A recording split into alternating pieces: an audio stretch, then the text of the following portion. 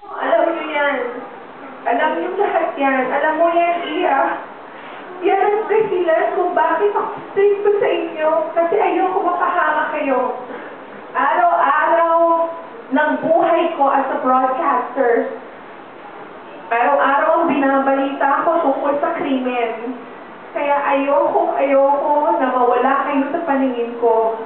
Kapag si Jason nasa taas, si Ian nasa taas, kompleto. Parang kompleto ang mga anak ko. Alam ko that they're safe. Jason is just in the computer. Nag-o-online para makipaglaro. May mga pagkakataon na uutusan pa ako yung mga yan. Kasi gusto niya magbayad. Dahil natalo daw siya. So, the place where Jason, used to be, sabi ko nga sa kanila, sana bakantihin na lang natin yung place na yun because it's Jason's place.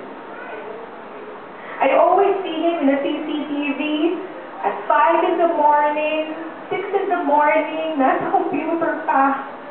Ano ba, batang ko talaga hindi pa matulog. Kaya ayun, pag ginising mo, naglaling late papunta ng eskwelahan. So, sabi ko, ayokong umiyak, pero Jason's death is not meaningless. It's in fact meaningful. Yung pagkamatay ni Jason ngayon, marami siyang buhay na isasalba kasi walang niya yung pumatay sa kanya eh.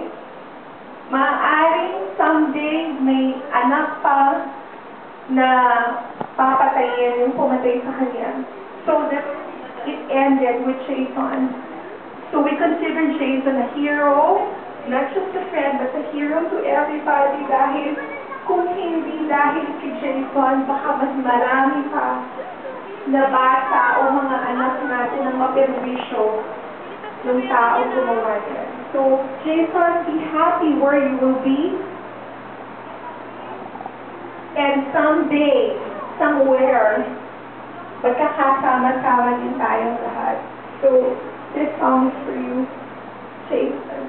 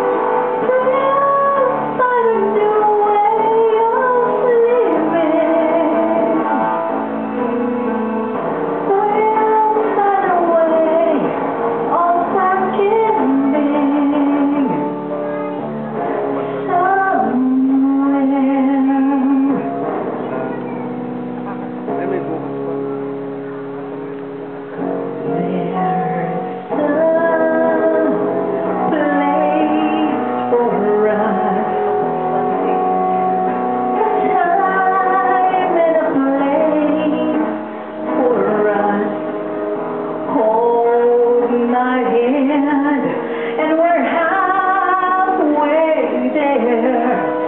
Hold my hand, and I'll take you there someday, somewhere.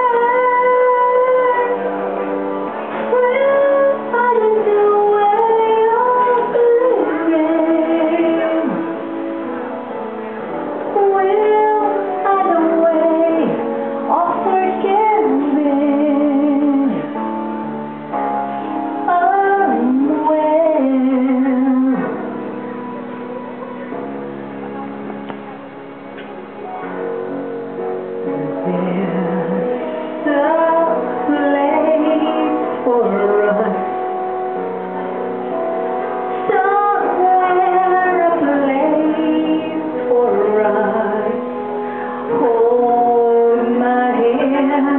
And we're halfway there. Hold my hand, and I'll take you there someday, somewhere, somewhere.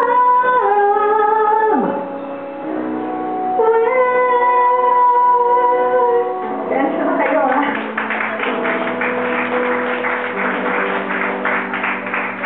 Thank you, Jason, for being a son for 2 years.